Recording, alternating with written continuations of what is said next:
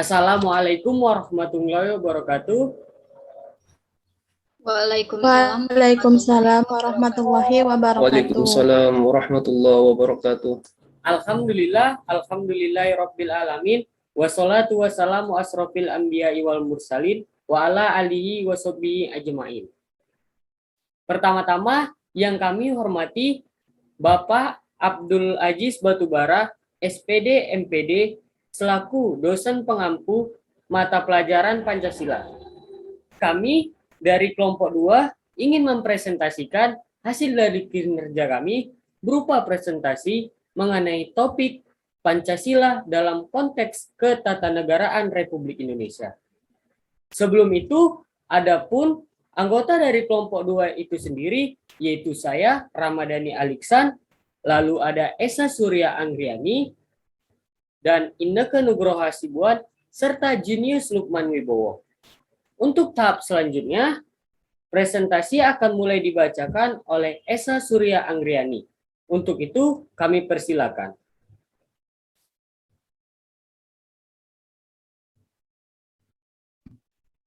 Pancasila sebagai pandangan hidup.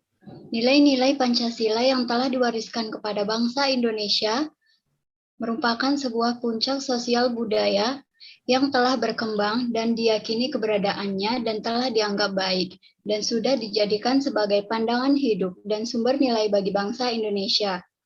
Pandangan hidup dan sumber nilai bagi bangsa Indonesia antara lain keyakinan adanya Tuhan Yang Maha Esa, asas kekeluargaan, asas musyawarah mufakat, keyakinan adanya Tuhan Yang Maha Esa, dan asas tenggang rasa dan tempo seliro. Jauh sebelum Indonesia merdeka, nilai-nilai tersebut telah melahirkan sikap-sikap yang mengutamakan persatuan, kesejahteraan, dan juga keharmonisan yang sudah ada sejak lama sebelum Indonesia merdeka. B. Pancasila sebagai dasar negara. Perwujudan nilai-nilai Pancasila sebagai dasar negara berbentuk peraturan undang-undang yang bersifat imperatif atau mengikat bagi penyelenggaraan negara, lembaga kenegaraan, lembaga kemasyarakatan, warga negara Indonesia dimanapun dia berada, dan juga penduduk di seluruh wilayah negara kesatuan Republik Indonesia. Dalam tinjauan yuridis konstitusi, Pancasila sebagai dasar negara berkedudukan sebagai norma objektif dan norma tertinggi dalam negara. Sebagai dasar negara, Pancasila memang tidak memiliki parameter dan ukuran yang jelas sehingga memberi peluang bagi siapa saja untuk menafsirkan sesuai dengan latar belakang pemikiran dan kepentingannya masing-masing.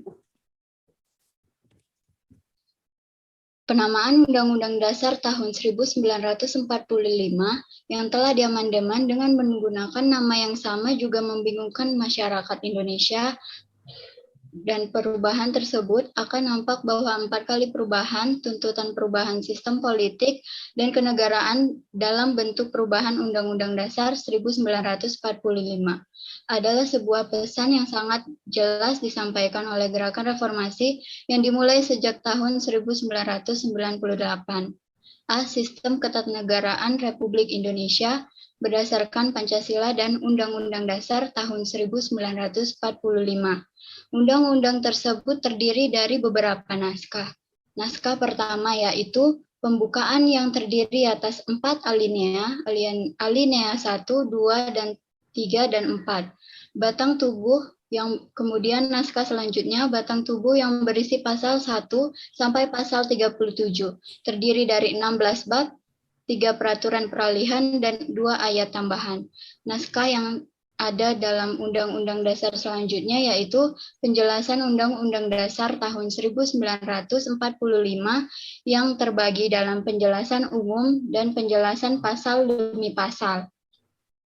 Undang-undang tersebut yang terdiri dari beberapa naskah, baik pembukaan Undang-Undang Dasar, batang tubuh, dan juga penjelasan Undang-Undang tahun 1945 merupakan satu kesatuan yang utuh, yang merupakan bagian yang tidak dapat dipisahkan oleh apapun. Kemudian selanjutnya, hubungan Undang-Undang Dasar dengan batang tubuh Undang-Undang Dasar. Sebelum kita membahas hubungan Undang-Undang Dasar dengan batang tubuh Undang-Undang Dasar, mungkin kita pernah mengetahui sistematika Undang-Undang Dasar tahun 1945 yang terdiri dari pembukaan, batang tubuh, dan juga penjelasan. Pembukaan Undang-Undang Dasar 1945 itu sendiri memiliki kedudukan yang lebih tinggi dibandingkan dengan batang tubuh karena terdapat dasar negara kita yaitu Pancasila, fungsi dan tujuan bangsa Indonesia, bentuk negara Indonesia yaitu Republik, kemudian fungsi dan tujuan bangsa Indonesia. Sedangkan batang tubuh bisa diubah atau diamandemen. Dalam sistem tata hukum Republik Indonesia, pembukaan Undang-Undang tahun 1945 memenuhi kedudukan sebagai pokok kaidah negara yang fundamental, yaitu karena dibuat oleh pendiri negara atau PPKI, pernyataan lahirnya sebagai bangsa yang mandiri dan juga memuat asas rohani atau Pancasila, asas politik negara atau Republik berkedaulatan rakyat, dan tujuan negara menjadi negara yang adil dan makmur. 4. Memuat ketentuan yang menetapkan adanya suatu undang-undang dasar. Sedangkan batang tubuh ini bisa dirubah asal syaratnya terpenuhi, yaitu diusulkannya lebih dari 2/3 anggota MPR, putusannya disetujui lebih dari 2/3 anggota yang hadir, kenyataan batang tubuh Undang-Undang tahun 45 sekarang sudah diamandemen 4 kali. Amandemen pertama terjadi pada tanggal 14 sampai 21 Oktober pada tahun 1999. Amandemen kedua terjadi pada tanggal 7 sampai 8 Agustus tahun 2000. Amandemen ketiga terjadi pada tanggal 1 sampai 9 November pada tahun 2001. Amandemen keempat terjadi pada tahun 2000. Terima kasih kepada Esa Surya Anggriani. Untuk pembaca selanjutnya yaitu Junius Lukman Wibowo. Untuk itu kami persilakan.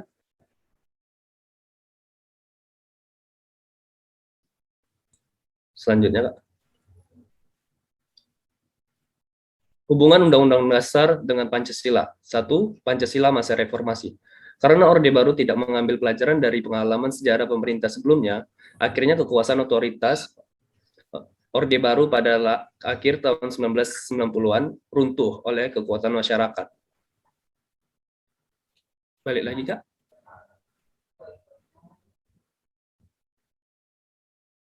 Kak Esa. Ya. Balik lagi. Keterusan. Ya, ini.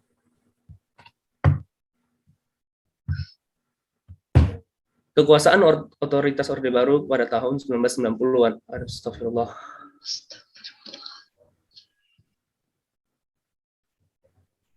Oke, udah. Hal itu memberikan peluang bagi bangsa Indonesia untuk membenahi dirinya, terutama bagi belajar lagi dari sejarah agar Pancasila sebagai ideologi dan falsafah negara benar-benar diwujudkan secara nyata dalam kehidupan sehari-hari. 2. Membangkitkan Pancasila. Mengembangkan nilai-nilai Pancasila agar keragaman bangsa dapat dijabarkan sesuai dengan prinsip Bhinneka Tunggal Ika. Hubungan pembukaan Undang-Undang 1945 dengan proklamasi kemerdekaan. Proklamasi kemerdekaan kita bukan hanya mempunyai segi negatif atau destruktif saja, dalam arti membinasakan segala kekuatan dan kekuasaan asing yang bertentangan dengan kedaulatan bangsa kita, menjebol sampai ke akar-akarnya segala penjajahan di bumi kita, menyapu bersih segala kolonialisme dan imperialisme di tanah air Indonesia. Proklamasi kita itu, selain melahirkan kemerdekaan, juga melahirkan dan menghidupkan kembali kepribadian bangsa Indonesia dalam arti seluas-luasnya.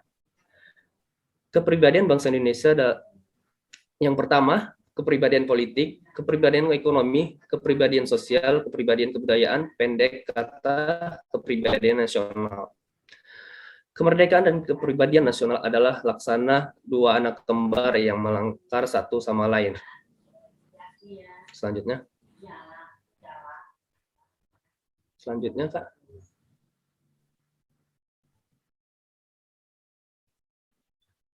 Kita harus menyadari sangkut paut antara proklamasi dan pembukaan Undang-Undang Dasar saling menyatukan. Yang pertama, kemerdekaan untuk bersatu, untuk berdaulat. Kemerdekaan untuk adil dan makmur, kemerdekaan untuk memajukan kesejahteraan umum, kemerdekaan untuk mencerdaskan kehidupan bangsa, kemerdekaan untuk ketertiban dunia, kemerdekaan perdamaian abadi, kemerdekaan untuk keadilan sosial, kemerdekaan yang berkedaulatan rakyat, kemerdekaan yang berketuhanan yang Maha Esa, kemerdekaan yang berkemanusiaan yang adil dan beradab, kemerdekaan yang berdasarkan persatuan Indonesia, kemerdekaan yang berdasarkan kerakyatan yang dipimpin oleh hikmat kebijaksanaan dalam permusyawaratan dan perwakilan. C. Pembukaan Undang-Undang Dasar 1945 sebagai tata tertib hukum tertinggi. Kedudukan pembukaan Undang-Undang 1945 dalam kaitannya dengan tertib hukum Indonesia memiliki dua aspek yang sangat fundamental, yaitu pertama, memberikan faktor-faktor mutlak bagi terwujudnya tata tertib hukum Indonesia, dan kedua, memasukkan diri dalam tata tertib hukum Indonesia sebagai tertib hukum Indonesia sebagai hukum tertinggi. Selanjutnya, pembukaan Undang-Undang Dasar 1945. Memenuhi syarat-syarat tata tertib hukum Indonesia. Yang pertama, memenuhi syarat-syarat tata tertib hukum Indonesia, adanya kesatuan subjek, yaitu penguasa yang mengadakan peraturan hukum. Hal ini dipenuhi dengan adanya suatu pemerintah negara Republik Indonesia. Yang kedua, adanya kesatuan atas kerohanian yang merupakan suatu dasar dari keseluruhan peraturan-peraturan hukum yang merupakan sumber dari segala hukum. Yang ketiga, adanya kesatuan daerah di mana peraturan-peraturan hukum itu berlaku. Yang keempat, adanya kesatuan waktu di mana seluruh peraturan-peraturan hukum itu berlaku. Sekian. Terima kasih kepada Junius Lukman Wibowo. Untuk pembaca selanjutnya yaitu Inneke Nugroho Hasibuan. Untuk itu kami persilakan. Judul selanjutnya yaitu pengertian isi pembukaan Undang-Undang 1945. Dalam alinea pertama, terkandung tentang nilai hak kodrat. Hak kodrat adalah hak yang merupakan karunia dari Tuhan Yang Maha Esa, yang melekat pada manusia sebagai makhluk individu dan makhluk sosial. Dalam pernyataan tersebut, ditegaskan bahwa kemerdekaan adalah hak segala bangsa, bukan hak individu saja, sebagaimana deklarasi negara liberal. Alinea kedua. Yang terkandung dalam alinea kedua yaitu bangsa Indonesia merealisasikan perjuangan dalam suatu cita-cita bangsa dan negara merdeka, bersatu, berdaulat, adil, dan makmur. Alinea kedua ini sebagai suatu konsekuensi logis dari pernyataan akan kemerdekaan pada alinea pertama. Alinea ketiga, mengandung makna bahwa negara Indonesia mengakui nilai-nilai religius, bahkan merupakan suatu dasar dari hukum positif negara maupun dasar moral negara. Alinea keempat, isi pokok terkandung dalam pembukaan Undang-Undang 1945 ada pada alinea keempat, yang meliputi 4 hal yang merupakan prinsip-prinsip pokok negara. Lanjut, Kak.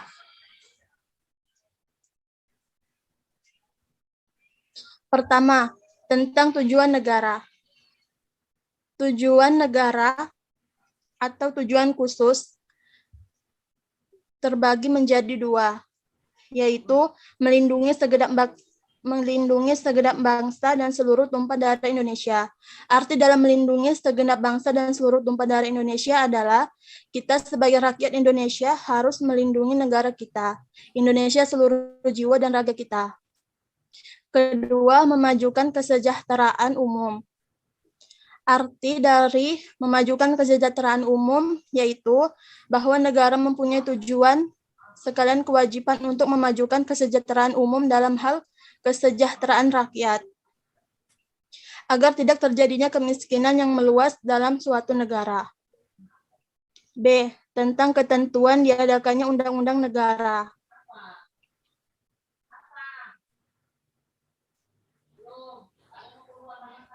2. Tujuan umum. Tujuan negara yaitu di antara bangsa-bangsa di dunia ikut melaksanakan suatu ketertiban dunia yang berdasarkan pada prinsip kemerdekaan, perdamaian abadi, serta keadilan sosial. B. Tentang ketentuan diadakannya Undang-Undang Dasar. Ketentuan yang terdapat dalam alinea keempat inilah yang merupakan dasar yuridis bahwa pembukaan Undang-Undang 1945 merupakan sumber bagi adanya Undang-Undang 1945 sehingga dengan demikian pembukaan Undang-Undang Dasar 1945 memiliki kedudukan lebih tinggi daripada pasal-pasal Undang-Undang Dasar 1945. C. Tentang bentuk negara. Bentuk negara Indonesia adalah republik yang berkedaulatan rakyat, dari negara, oleh, dan untuk rakyat. Dengan demikian, hal ini merupakan suatu norma dasar negara bahwa kekuasaan ada di tangan rakyat. Kedaulatan di tangan rakyat artinya Indonesia menganut sistem demokrasi dalam menjalankan pemerintahnya. Dalam negara demokrasi, kekuasaan tertinggi berada di tangan rakyat. Lanjut, Kak.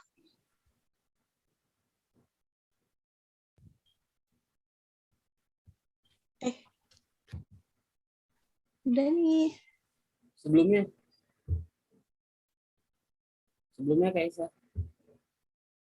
Ya.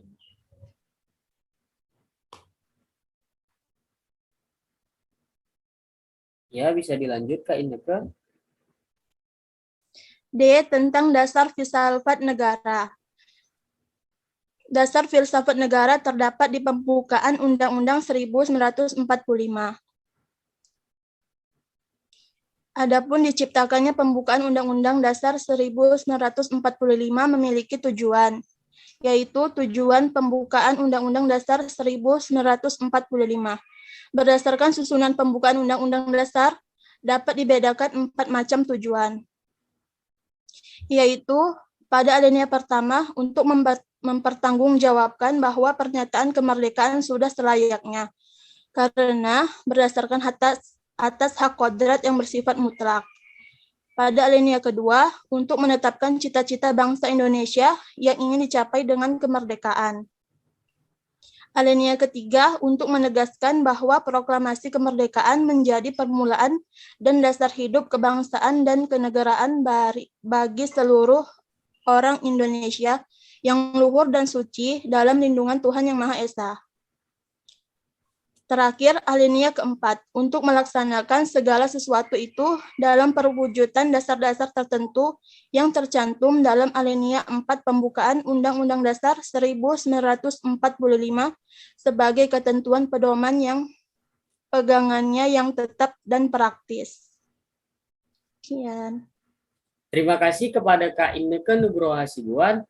Untuk tahap selanjutnya yaitu F. Susunan kekuasaan negara Republik Indonesia. Yang pertama yaitu pembagian kekuasaan. Yang kedua, kekuasaan di tangan rakyat. Yang ketiga, pembatasan kekuasaan.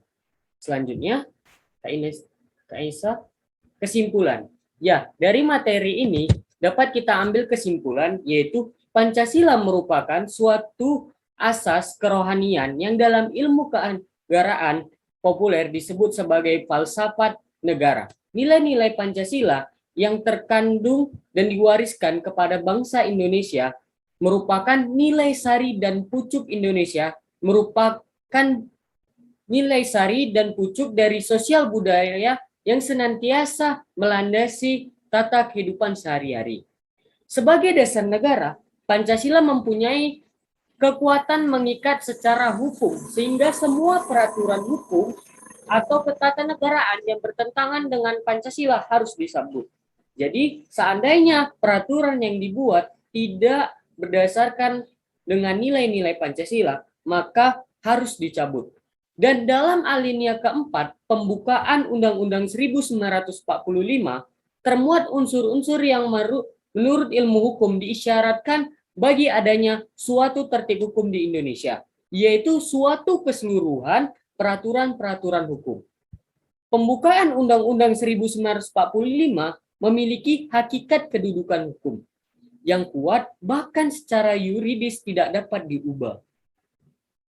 Terlekat pada kelangsungan hidup negara dan juga kekuasaan negara menurut demokrasi sebagai terdapat di dalam Undang-Undang 1945 bahwa kekuasaan berada di tangan rakyat. Jadi, itulah kesimpulan yang dapat kita ambil dari materi Pancasila dalam konteks ketatanegaraan Republik Indonesia. Demikian beberapa hal yang bisa kami sampaikan kepada kesempatan hari ini. Kami mohon maaf yang sebesar-besarnya apabila ada tutur kata maupun tindakan yang kurang berkenan bagi Bapak. Dengan ini, saya selaku moderator presentasi hari ini saya tutup. Dan dengan pada Allah kami mohon ampun. Alhamdulillah wa syukurillah. Terima kasih atas perhatiannya. Wassalamualaikum warahmatullahi wabarakatuh. Waalaikumsalam warahmatullahi wabarakatuh. Waalaikumsalam warahmatullahi wabarakatuh. Waalaikumsalam.